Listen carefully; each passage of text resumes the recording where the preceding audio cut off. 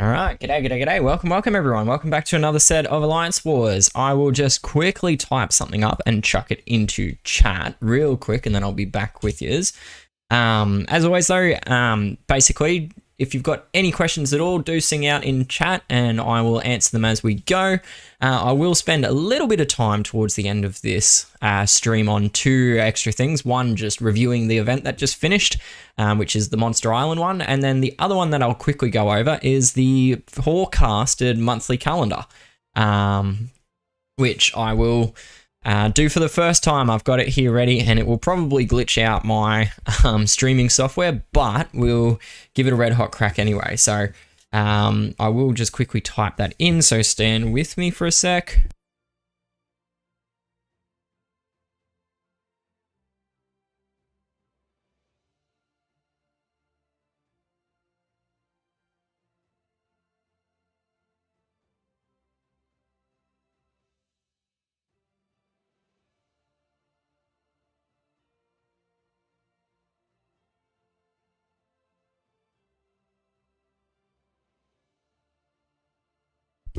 All right, so without too much further ado, we will jump into these war hits. Thanks for bearing with me, everyone.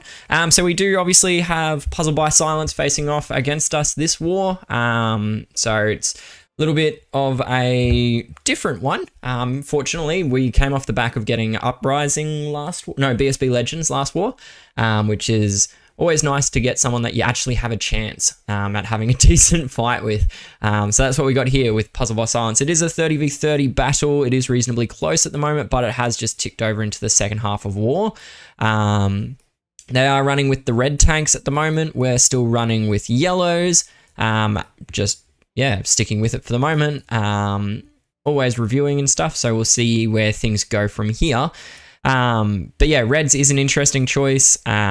Seems to be working for them at the moment. Obviously isn't not working, given that they are still running with it, and they've run with it a couple times now that we've faced them. So yeah, without too much further ado, we may as well crack straight into this, and then we can get to those extra bits at the end of the stream, being Monster Island stuff and also the calendar of events. So welcome, and good luck, I guess. I will try to find some double revivers. I don't think there's too many. I think Otter is the main one that we're going to worry about. Then we've got Dog Nation, Edry.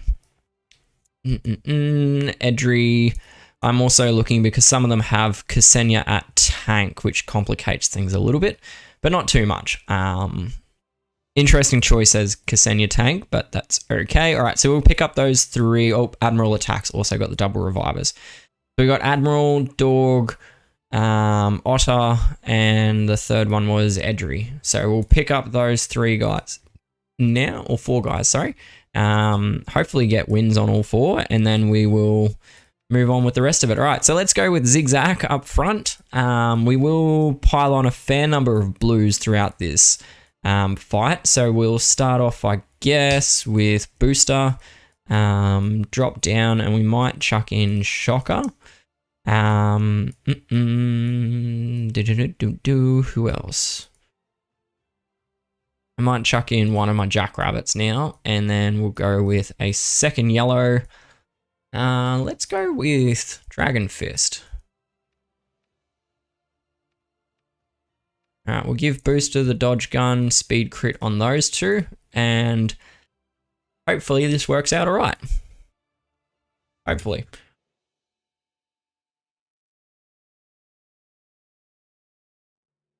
Alright. First fight, what have we got? We have a nice board, which is good. I do like it when we start off with a decent board. So, obvious match is to make this green-blue one, but I'm actually going to delay it one turn so I can pick up this match. So we'll do that now to get the grenade on the blues, which we will just quickly get rid of all of those blue tiles, seeing as they're not going to do us much good just sitting there. Oops, I'll turn down that. Pop that, do that, and we'll drop that on you. Charge control the left. This is actually a lot of charge gain in this team. We've got Booster's minions, which give charge. Jackrabbit gives charge through his family bonus, and Zigzag gives, at the moment, 19% charge. I will be doing 20% charge. I will give him the full 10. as soon as I get another 5-star skill book. I ran out of them, unfortunately. All right, so this is pretty well sorted, this fight now. I do just need a couple of things to drop onto Terminus, but after that, it should be well and truly done. Oh, nice crit shot as well. So we'll go Shocker, who'll give defense down this time. Jackrabbit, booster should be charged. There we go as well. And we might go left. Just ghost some tiles. Because it doesn't really hurt us at this stage to prolong things. I'm not going to lose from this position. Mainly because that starting board got us into a really, really, really nice spot. And there we go. So first one's done, which is great. So we'll, I guess, move straight on to the next one. We may as well go with Otter next. Bunraku tank with the double revivers. Unicorn at left flank. So I will take a couple of yellows to counter Unicorn. So we'll go 8-bit and we might... no, we won't triple up the... Ooh, no, I don't want to save War Chest when I'm doing Blunderbuss. We might go with Face Off, Pantera, and then...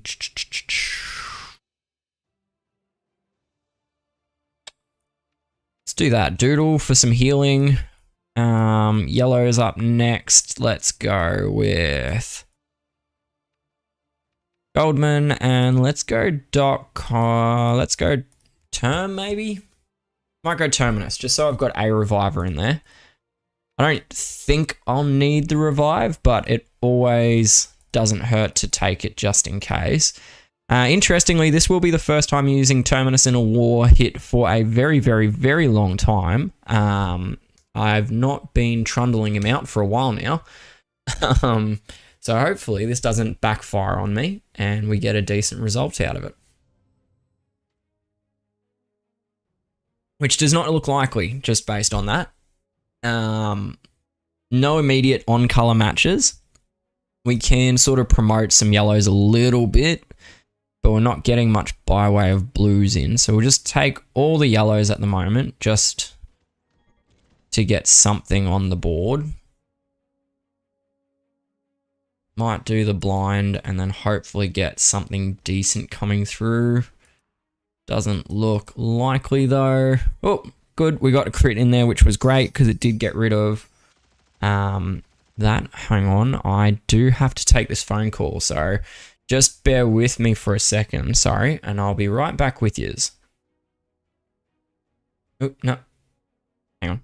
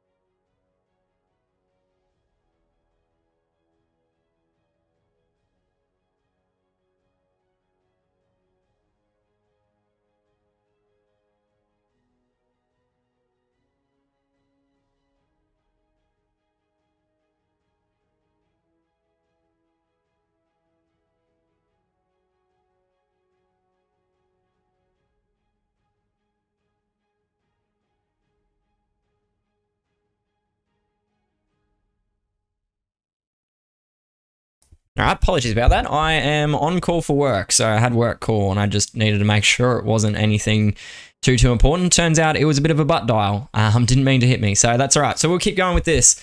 Unicorn is unfortunately going to fire. There's not much I can do about that, short of getting a sensational cascade, which we didn't get. So we'll just keep going, I guess. I can finally get some blue tiles now, though. So I'm just going to do that while we wait. And lots of blue tiles. Excellent. That was good because now I can heal as well using Doodle. And provided I don't lose Goldman, it's going to turn out quite nicely. So I will charge control on Term and hopefully not have him resist. He withstood. Ugh, nothing worse. Alright, let's do that, followed by that, just to get rid of a lot of tiles. Term is now going to charge, but I didn't get that charge block on him, unfortunately. Hopefully he doesn't bring back too much. Just Unicorn, that's okay. So we'll get rid of Unicorn again, and Ksenia will probably bring her back now too. Oh, that was a lot of damage.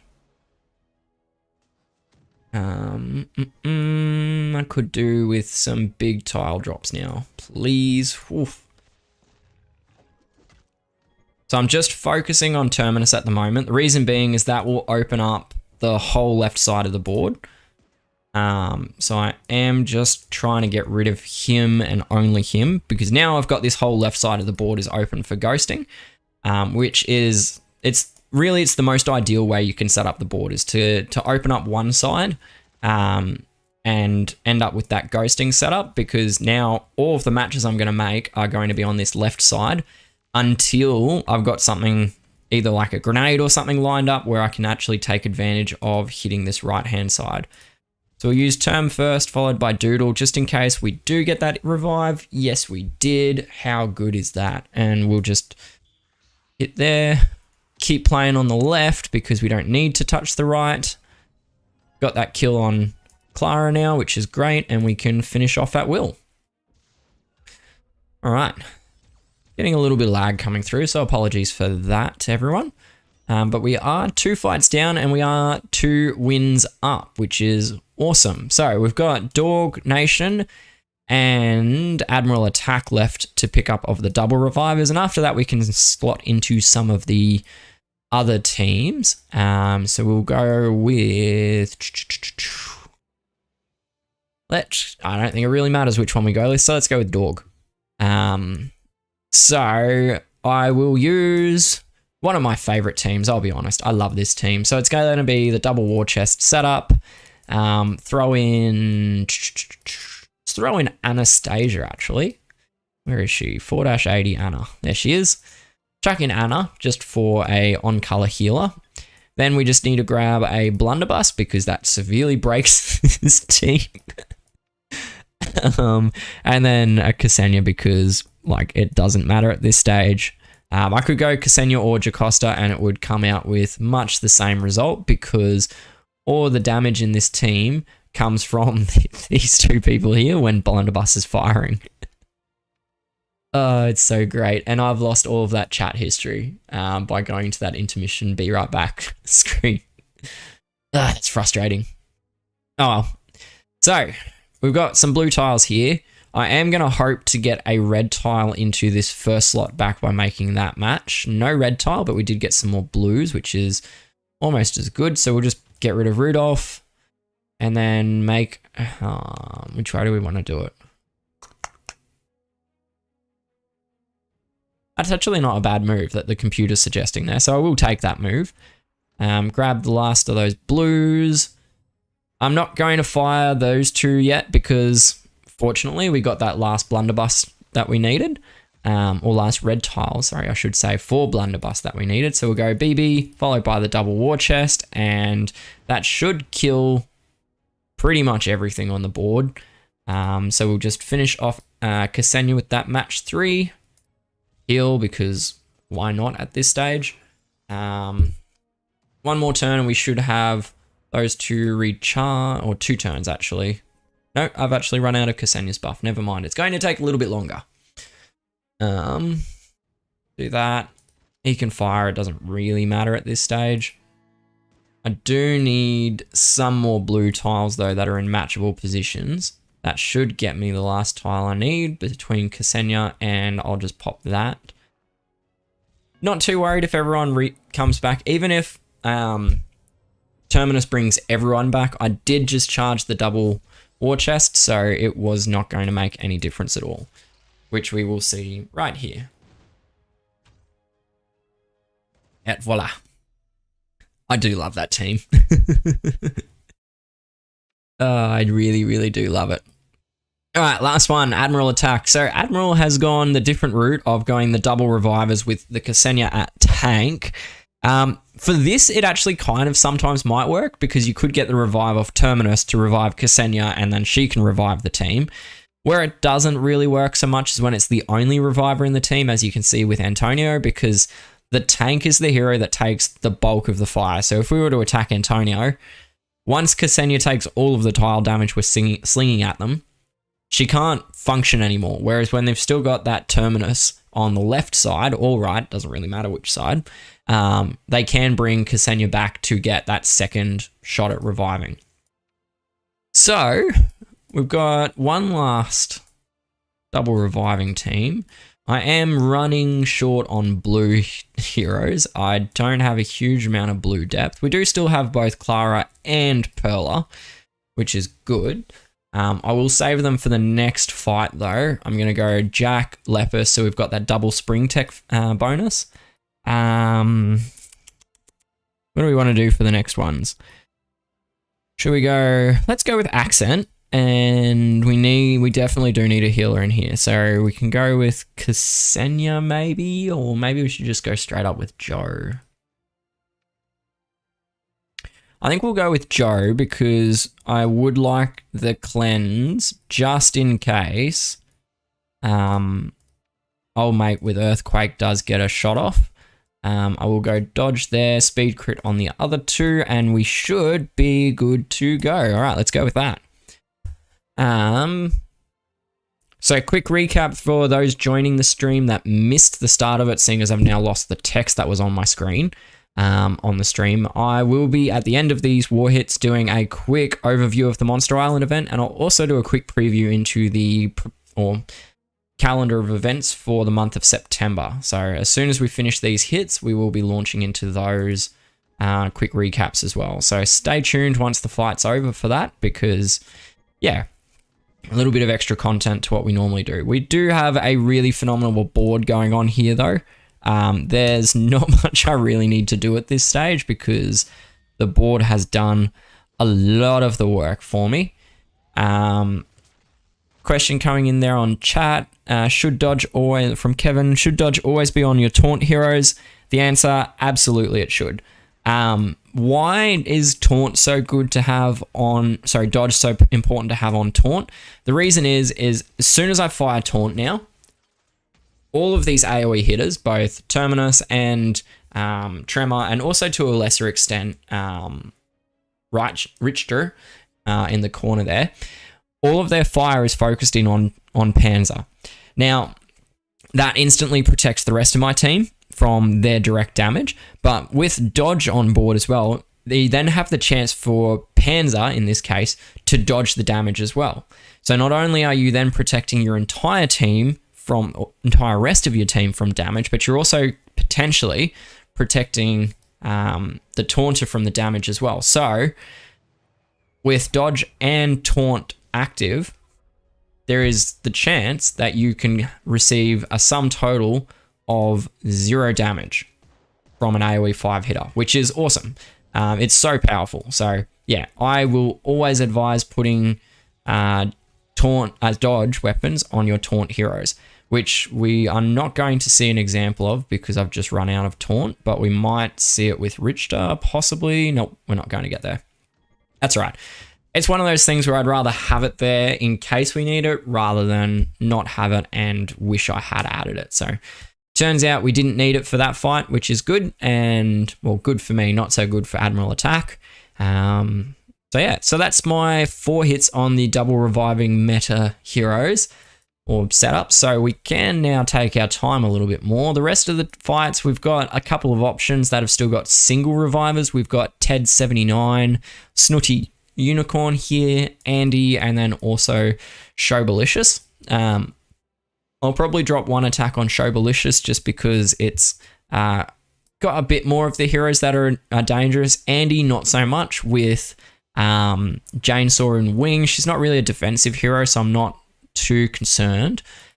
Ted's looks a little bit dangerous, but low emblems on Booster, which is a bit of a downfall on it. Anyway, let's grab Strobalicious and we'll see where we end up after that, because that could dictate whether we're doing a cleanup or if we're going for another one-shot. All right, so final one, we've got Clara and Perla. I am probably only going to do the double stack on this. There's not too much down here to use. Yeah, so we'll just go double on that. For the rest of the team, how do we want to set this up?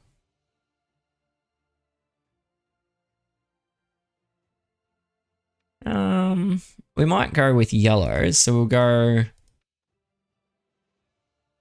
Doc, 8-bit, and Cooper. We're not going to run with our more typical setup that involves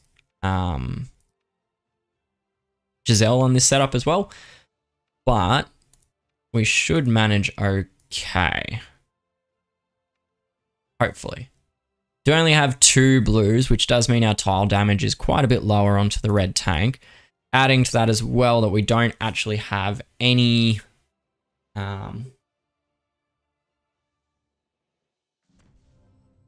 any real emblems to speak of on this team, but that's okay. Good example of how you can win with color stacking even without emblems. And obviously a nice board that we've got here, which is definitely helping prove our case. So we have gotten yellows and blues in a little bit of excess, I'll be honest. And that was a very nice match to cascade that all through. Let's go with cleanse first, then some extra healing. Boom for the double. And who is under 50% health? That's dangerous. Mainly just you, apparently, because we got a dodge guy here, which is unideal. Oh, that was so close. Can we get him? 26 health. I think he's going to survive, and we're going... Oh no, we've got the minions. Excellent, good stuff for the minions. There we go, 43 from the minion. Just what we needed. Well, actually, we only needed 20, but we got the 40, which was even better. Grab the blue tiles onto Clara, which should just about end her. Not quite, almost. Lost all our minions now, unfortunately. So we'll just bring them all back again. Setting up this ghost of the yellow tiles here with the next turn, which we'll be able to do as soon as it lets me have my go. That will... I was going to say that will charge my yellow heroes, but obviously a little bit off with that. Long way off now, apparently, because I think Term is about to fire. Welcome, Meta and Steve as well. Welcome to the stream. Glad to hear that the videos are helpful to you guys. It's always encouraging when you hear that the work you're doing is actually useful and you're not just being a lunatic talking into a microphone for no reason. I have had that thought on many an occasion that I'm just doing this for my own entertainment, but it's good to know that it is helpful. So there we go. So we ended up coming through that one all right with no revivers and just the one healer in Doc Colton. So we've got choices for our final hit, which is good. It's good to have choices. So Snooty Unicorn's being taken out with War, Warwick's Lord. I've got choices. Oh, Leysteel's got a reviver. I might do that because Leysteel has been a long-term friend in game, so I'm going to take the opportunity to whack her. Or him. Never really sure with interweb games. Let's go with something a little bit different for this. Let's showcase a team that I have been enjoying a lot using in Raid Arena. It is quite broken, I will say that, and I am going to only make it more broken. So we've got this setup that I'm prepping now. This is a team that I've been using in probably 9 out of 10 raids that I'm doing at the moment, just with the prevalence of yellow tanks that are going on. So basically the premise behind this team is that we've got Ksenia, who gives passive charge each turn. We've got Bunraku, who on successive charges will give a charge boost buff to eventually the entire team, but initially her. That charge boost is an coupled with the Chekhov SVK is enough to get her charging in 5 tiles, which is insane. It's just a ghosted match 3. Then we've got Talon, who's just giving a little bit of extra healing via her minions. Once we get going, those minions really start kicking in a lot of damage. Unicorn is just bonkers on her own. Not as good in attack as she is on defense, but she's still pretty great. And Ramhorn's the hero that's kind of the odd thumb in this one. I sort of have him in because I face a lot of Nima teams, and Ramhorn's a great counter to Nima. But I will be swapping Ramhorn out with Undertaker once he's leveled, because Undertaker's going to give me purple defense down and normal defense down, which is just going to make the damage from Unicorn and Bunraku and the minions from Talon as well just skyrocket through the roof. So I apologize, Laysteel. I do love using this team a lot, but now that I have hyped it up so much, I'm going to get my tail absolutely smashed in this hit. So hopefully that doesn't happen, but that would be Murphy's Law. We're starting off just by getting as many red tiles. The key to this team is getting the red heroes charged as quick as possible. Once we've got the red heroes charged the first time, we can see that speed buff for Bunraku is in play now, and we're now getting 28% charge, or 28% more charge from every tile that we match. Which has now resulted in her charging a second time already. I'll start firing off some of my purples for their first round. And now we've got that going, and we can now just tap away with Bunraku. Do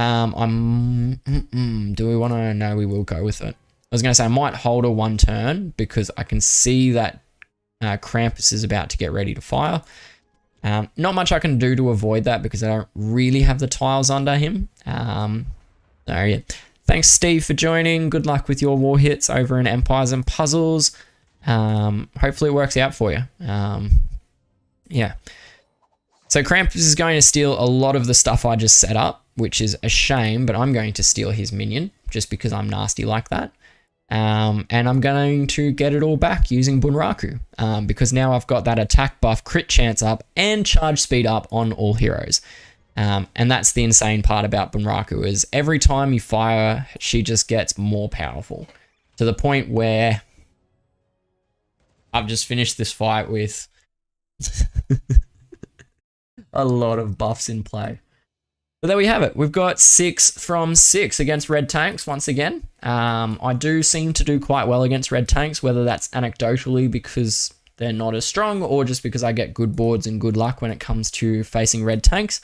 We'll never know. We don't face them too often. It's typically only PBS, and occasionally iMercenary do red tanks as well, but it's mainly PBS that does them.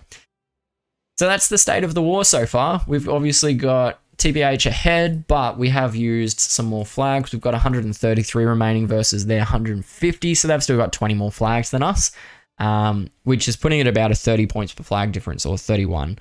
But that's basically where war is at the moment. So I did mention that we'd have a quick recap on the Monster Island event. So that's the event that's just finished up. It's probably about 2 hours ago now, hour and a bit ago now. So this is the month or bi-monthly event where your alliance teams up to take down, explore, and destroy an entire map of monsters, I guess. Features on the map is you've obviously got the relic chests, which grant you bonuses that you can use throughout. You've then got treasure chests, which grant you extra loot at the end. The loot's pretty marginal from those treasure chests, but free loot is free loot at that stage. And then you've also then got 40 hordes, which each have 4 kills each, respawning every 12 hours. So this is just a whole bunch of information if anyone's not hugely aware of it. And then we've also got 10 apexes, which are kind of like war machines. So general strategy, we'll have a quick look at the ranking. So we obviously finished 31st here. Top 10 is very choked. All 10 alliances in the top 10 finished with 9,823,800 and something points.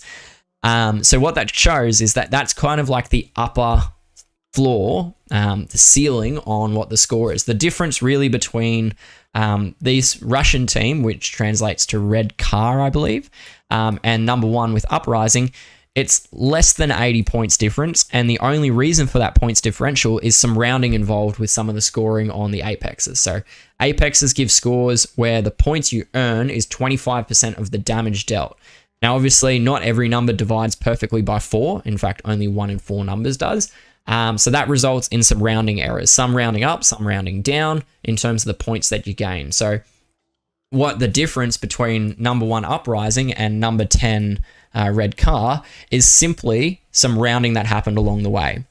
Now, general strategy, in order to do really, really well in this event, you need to do 2 things. Number 1, you need to have every single member of your alliance online within probably the first hour of the event. In that first hour, you need to explore as much of the board as you possibly can. My advice is exploring every second tile, seeing as all of the hordes and all of the apexes appear. So if I landed on this tile here, that's a bad one. If I landed on this tile here, a horde would appear if it was here, here, here. We'll go back there. Here, here, here, here, here.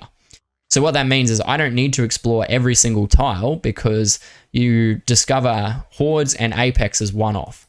So right at the start of the battle, you need everyone online, as many people online as you possibly can, and just go and explore and kill every single horde you find. That gets all of the hordes onto the earliest respawn timer you can, and if you can manage to kill all of them within that first hour, you're going to get the maximum number of respawns throughout the entire event. So that's the first thing you need to do. The second thing you need to do in order to perform in the number 1 spot is as all of those hordes respawn, you need to kill them instantly. Like you need to have someone there ready to go, kill them dead, go on to the next one and keep cycling through them that way. That again keeps all of those hordes on the shortest possible respawn timer as you can. So in the 24-hour event, you can kill each horde a total of, I think it's 4 times. Throughout the event, once the initial one, and then 3 more times off their respawns. I believe it's 4 times. It could only be 3. I'd have to go and double check some stuff. Focusing on the hordes is important because they respawn. Focusing on the apexes is not important at all. You can kill them off towards the end of it in the downtime between when hordes are alive and when they're respawning. Reason being, apexes don't respawn, so there's no point, there's no need, urgency to killing them. I also advise finding opening only relic chests first, initially with your keys. That's because the relic chests are the ones that grant you bonuses in the horde and apex fights. These don't necessarily make a huge difference, particularly for the top alliances, but for lower down alliances, they do make a difference with how well you can survive all of those fights. So that's pretty much the gist of the Monster Island event. That's really all the stuff you need to know in order to really excel at this event. It does obviously help the more coordination you can have. So if before you start the event, you can sort of divvy up the map and say, all right, you guys go here, you guys go that direction, you guys. So 2-3 people go to this space, a couple of people go to here, some people go to here, some people go to here, and that way you're sort of covering the entire map as soon as you possibly can without having to double down on going, oh, which way do I go or anything like that. You can also pre-prepare in terms of the team builds and all that sort of stuff, but ultimately, at the end of the day, the biggest thing that makes the difference on this event is getting everyone on, getting those hordes on respawn as soon as you possibly can. And that's ultimately the difference between us in 31st place and these top 10 alliances, is we just don't have that level of competitiveness to have everyone online right at the start. We're much more relaxed. We're sort of like, yeah, we'll get to it. We'll go and kill them sometime, I guess.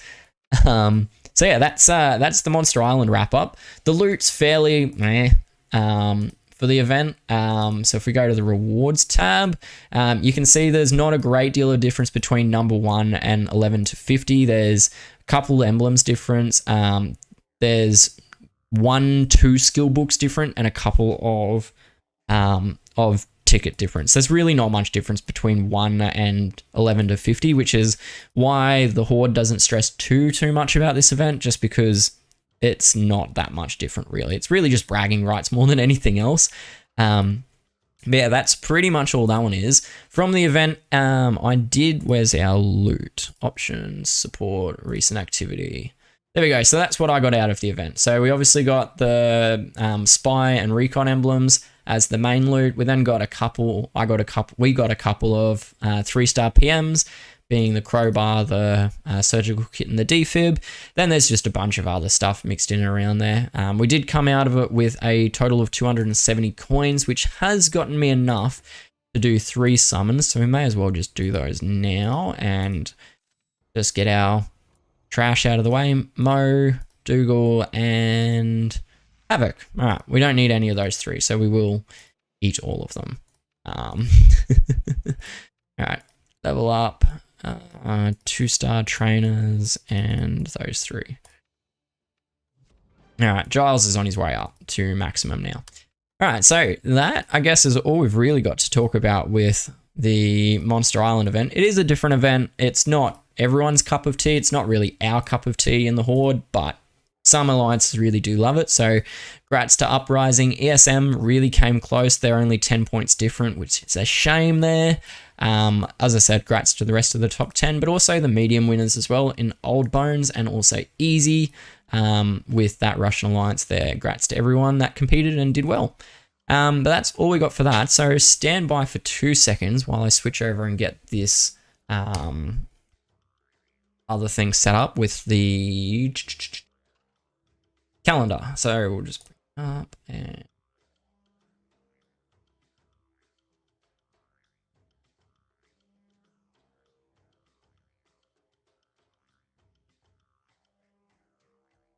they're gonna do it. Not gonna do it. Come on, you can do it. Alright, there we go. Apologies about that. There we go. We're back now. So we've got that set up and we can obviously see my calendar that we've got. So this is only a draft. It's not the final version. The final version is really just adding the hero of the month once they are known. So you can see we're coming into the tail end of August here, so we've got the raid season finishing up. We've actually got a lot of events. We've got the double of the challenge event, so we've got Raiders of the Wasteland starting early on in the month, and then we've got Grand Heist coming later in the month. They both do actually fall within the month of September, and interestingly, the Grand Heist overlaps between September and October, so you may want to save some summons in Grand Heist for the back end, and you can have a crack at the new hero of the month. Otherwise, we do have the final it's not the final iteration, but the final release of season 2 map stages coming up on the 7th. So that'll be good. We'll finally get the rest of the map unlocked and hopefully unlock veteran campaign as well for season 2. So that'll grant another 36 provinces to go through, but knowing SGG, they may also just release 3 provinces of season 2 at a time. Following that week, in the 15th, we've got the Zombie Horde event starting. This is in September rather than August because they added the new Rock Band event, which falls into the Merc, or it's really Rock Band Zombie Merc rotation. So had Rock Band last month, we'll have Zombie Horde this month, we'll have Mercenary event in the month of October.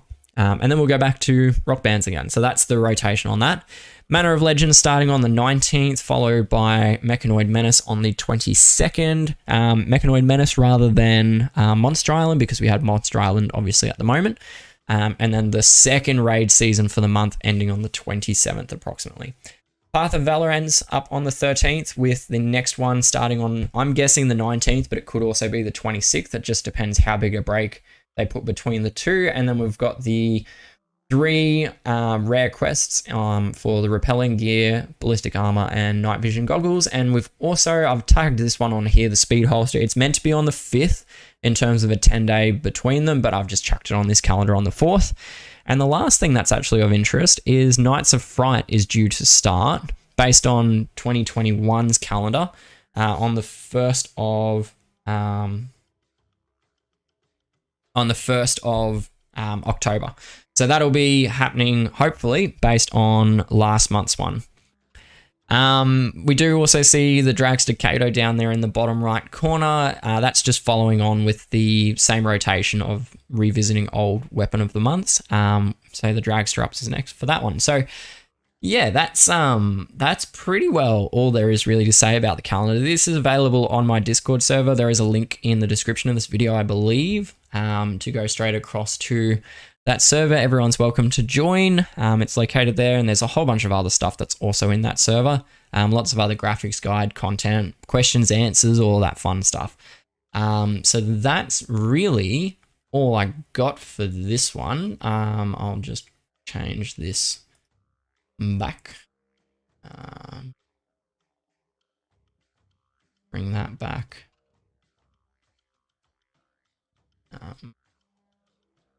How do we do that one? Property. There you go. It's now not going to do it, is it?